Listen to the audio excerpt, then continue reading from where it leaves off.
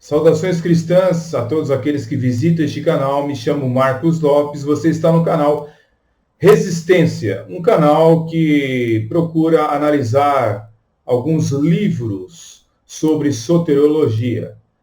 A especialidade deste canal, né, trabalhamos também outros assuntos, mas a especialidade deste canal é tratar sobre a soteriologia, ou seja, a doutrina da salvação. Nos dois primeiros vídeos dessa série, trouxemos a ideia de que existem obras que contêm falácias históricas, né? E, infelizmente, isso tem acontecido muito pelo século XXI. Está acontecendo um revisionismo, né, histórico, tanto secular como teológico. Mas acontece que esse revisionismo, ele muitas vezes, ele não é enquadrado na verdade histórica. Então isso cria um grande problema para aqueles que estudam, né, a história e também a história da igreja. Bem, nos dois primeiros vídeos, nós estávamos tratando dessa questão. E o foco desta série é a análise, né? Embora uma análise bem superficial, ok? Não dá para analisar todo o livro, principalmente porque o livro é imenso, né? E não seria, talvez, inviável ter que analisar capítulo a capítulo. Mas o pastor Silas Daniel, pastor que é o autor da obra, certo? Ele diz aqui na página 11 do livro Arminianismo, a Mecânica da Salvação, de que ele tirou esse título, né, de Martin Lloyd-Jones, ou seja, de um pastor reformado. Não sou o primeiro a usar a expressão a mecânica da salvação. Na verdade, tomei o termo emprestado do pregador congregacional de origem galesa, Martin Lloyd-Jones, que faleceu no ano de 1981. Então, a proposta do livro, né, no caso Mecânica da Salvação, é refutar o monergismo, ok? Mas ele começa com o título emprestado de um monergista. Mas tudo bem. O foco, então, desta pequena análise seria o capítulo 7, certo? O capítulo 7, que tem por base, né, o título Os Embates, ainda no século XVI, entre protestantes monergistas e sinergistas. Então, como eu dizia para vocês, o livro A Mecânica da Salvação, do pastor da Assembleia de Deus, Silas Daniel, percebe-se, então, um revisionismo histórico em alguns pontos. Neste capítulo 7, ele procura apresentar que houve muitas discórdias entre os protestantes monergistas e sinergistas. E analisando este capítulo especificamente, a gente começa a observar alguns problemas de fontes que provavelmente ele usou, né, para a consulta deste capítulo 7. E se não há problemas na fonte, existe aqui uma tendência que eu consegui identificar que, à primeira vista, não parece condizer com a realidade dos fatos. Não estou dizendo que o Sr. Silas Daniel é uma pessoa mal intencionada, principalmente porque em outro livro dele ele trata bem essa questão. Agora, podemos verificar que é uma tentativa histórica aqui neste capítulo de fazer com que houve discórdias entre até, vamos dizer, de certa forma, entre os reformados, né? Mas, quando a gente começa a analisar bem os fatos, a gente percebe o seguinte: embasado nas palavras do pastor Heber Campos Jr., ele chega a dizer o seguinte sobre algumas posições que são tomadas em algumas obras nos dias de hoje. Olha só o que ele diz. É comum lermos em livros que relatam a história do pensamento cristão que os seguidores de John Calvino corromperam os seus ensinamentos. Para tais estudiosos, o período de pós-reforma, que cobre a segunda metade do século XVI e o século XVII, é visto como um período de distorções. A teologia reformada desse período, comumente denominada como escolasticismo protestante ou reformado, descaracterizou a doutrina pastoral de Calvino, com a sua volta ao aristotelismo medieval e a sua teologia árida e especulativa. Os puritanos geraram, então, um legalismo que foge à doutrina da graça exposta pelo reformador genebrino. Tais interpretações levam os estudiosos a colocar os calvinistas contra Calvino. Agora, o problema é que existem fraquezas nessas hipóteses, através de uma análise histórica dos fatos e o desenvolvimento teológico do período da pós-reforma.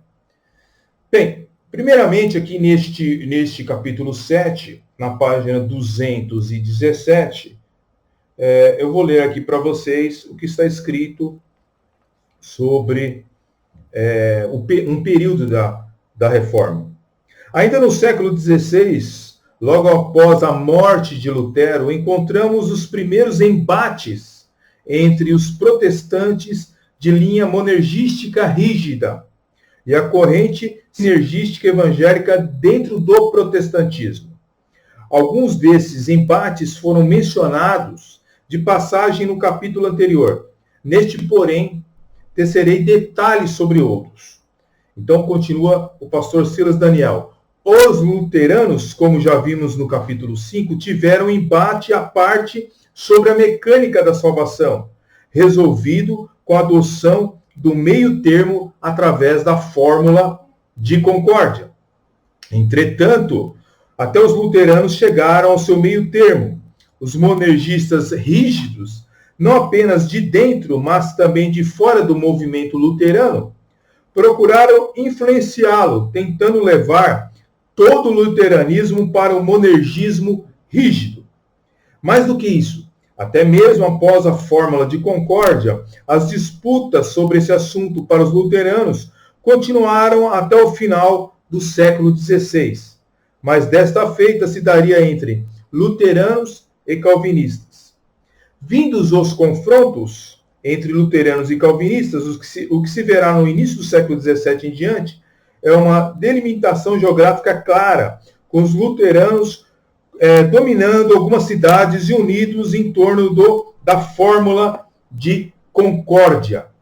Bem, senhoras e senhores, então nós vemos aqui na página 217 e na página 218 a apresentação da fórmula de concórdia, que vem da palavra de concordar, ok?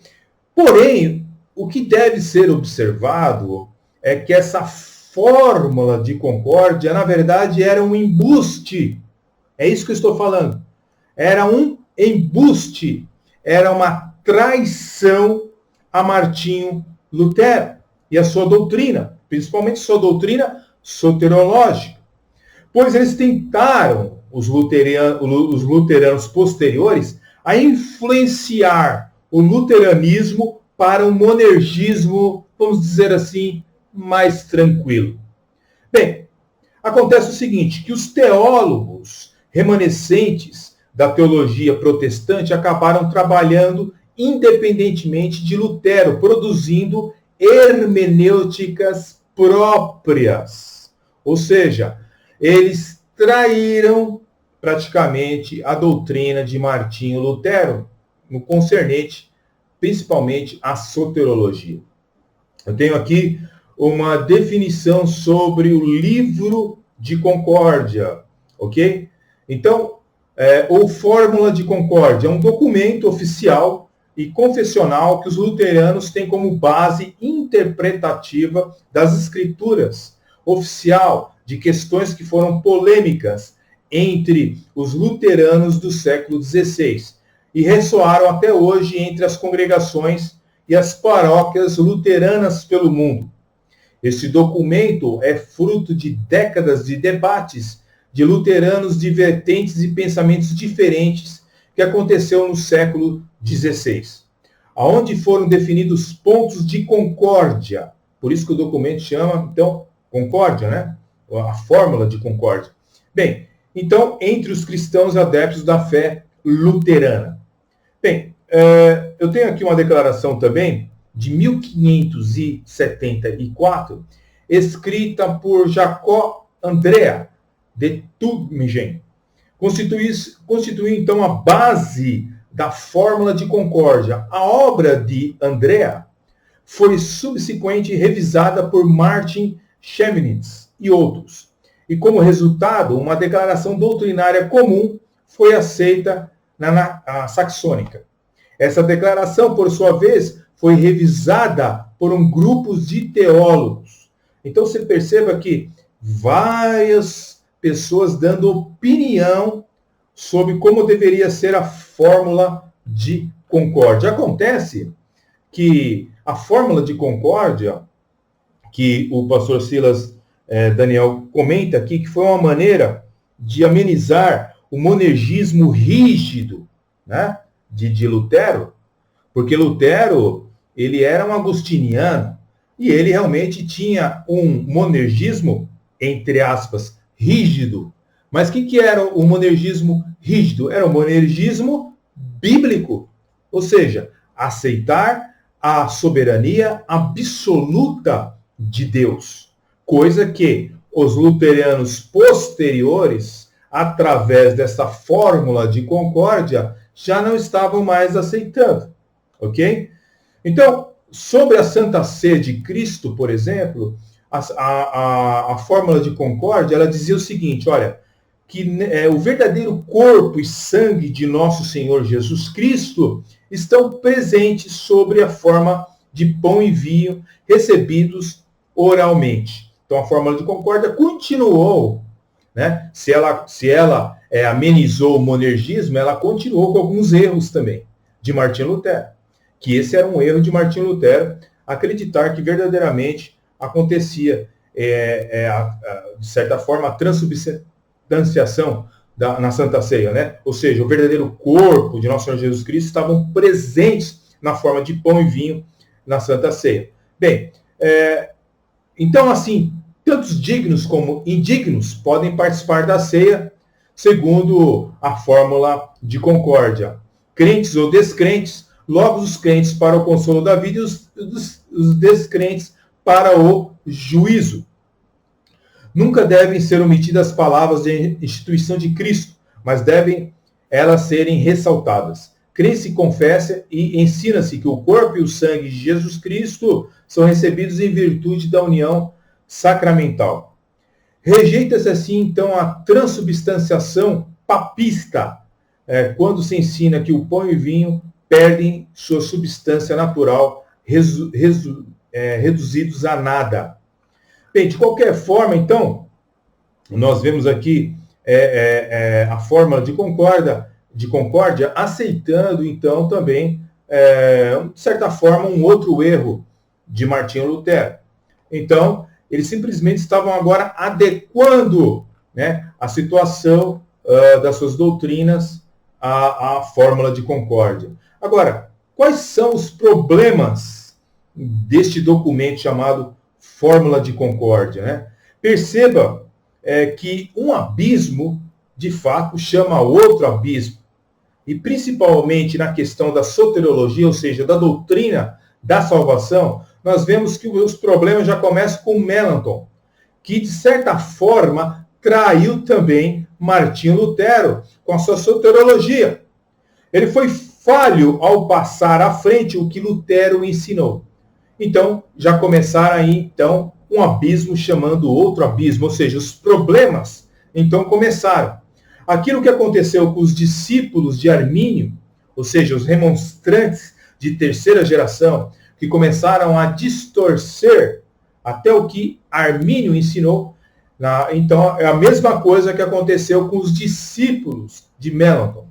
Então, veja bem, houve aí um homem chamado Andreas Osiandro, que ele negava a obra expiatória, ok? Sua proposta, né, de Andreas parte da ideia de que a obra de Cristo na cruz não é suficiente para a justificação do ser humano. Porém, tal justificação se dá no Cristo que habita no ser. Logo, a conversão não é um ato externo, porém interno, pelo Cristo divino que está em nós. Seus críticos, né, como Melanchthon e Flácio, né, defendiam claramente que a justificação pela fé nada mais significa que declarar-se justo. Né? Logo, o ser humano não pode se fundamentar em seu interior e nas suas possibilidades, mas na conversão que está extra nós. Extra nós. Então, nós vemos também Andreas acabando misturando facetas da teologia de Lutero com especulações extraídas da cabala e do misticismo. Embora Melanchthon tenha se levantado contra essa posição, mas ele não foi enfático ao deixar obras realmente em consonância com a soteriologia de Lutero. E isso começou a criar problemas, né? Então, com a morte de Martinho Lutero, o luteranismo, vamos dizer assim, primitivo, sofre adversidades para com a verdadeira fé. Dentro do luteranismo surgem várias ramificações, né? Várias interpretações hermenêuticas quanto à ceia do Senhor, as escrituras sagradas, a cristologia, o livre-arbítrio, etc, etc. De modo que os luteranos não têm mais o conhecimento pleno da verdade doutrinária soteriológica que foi deixado por Martinho Lutero, conforme ele tinha exposto em suas obras. Então, assim, começa a surgir controvérsias dentro da própria reforma, com doutrinas adversas, né, afirmando e confirmada por pessoas como, por exemplo, eram aqueles os chamados genésios luteranos, né? Então, ou seja, luteranos autênticos e puros. Dentro, então, da chamada desordem, os teólogos cristãos luteranos autênticos propõem uma fórmula que os diferenciaria dos demais heréticos. Seu nome seria, então, desse documento, a Fórmula de Concórdia. Mas nós sabemos que houve alguns problemas na Fórmula de Concórdia. É por isso que houve esse desalento, esse mal-estar, né? E surgiu os discípulos de Melanchthon, que não foi fiel a Martinho Lutero, e aí começou a ter problemas. Todo abandono, verdadeiramente, das doutrinas bíblicas, esse tipo de coisa cria problemas. Não vai pensando que um abandono aqui, um abandono ali, você não vai criar problemas, porque você vai criar problemas. Houve outra pessoa chamada George Major, né, e Nicolau von Amsford, que eles diziam que as obras são necessárias para a salvação, né? Eles eram discípulos de Melanchthon e defendem a tese de que as boas obras são praticamente necessárias para a salvação.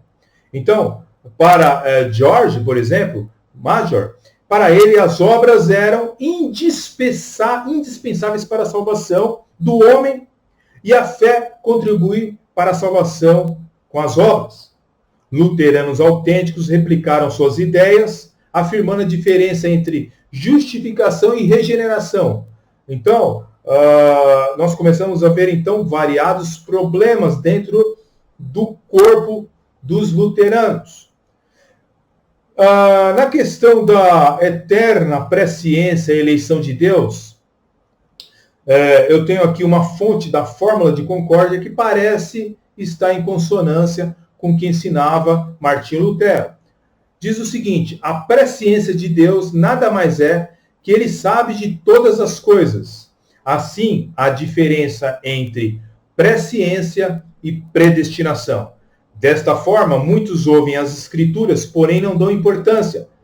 Predestinados são aqueles que reconhecem o seu Filho, o Cristo, e verdadeiramente nele creem. Não se pode negar que no mundo no qual vivemos necessita cada um fundamentar e afirmar categoricamente, resumidamente, aquilo que se crê. Por isso que nós vemos, então, luteranos, com esse grande problema doutrinário, porque tiveram várias frentes de pensamento dentro do pensamento monergístico. Então, sobre a questão do sinergismo, que é exposta aqui no livro, que nós podemos, então, cooperar com a salvação, nós vemos que as bases dos discípulos de Melanchthon desenvolveram a ideia de que é possível colaborar até certo ponto na conversão própria. Nós temos aí discípulos de Melanchthon, não de Lutero, mas de Melanchthon, que adulterou a soteriologia, ok? A soteriologia monergística, se você quiser chamar de rígida, se você quiser chamar de extremada, você pode chamar do que você quiser.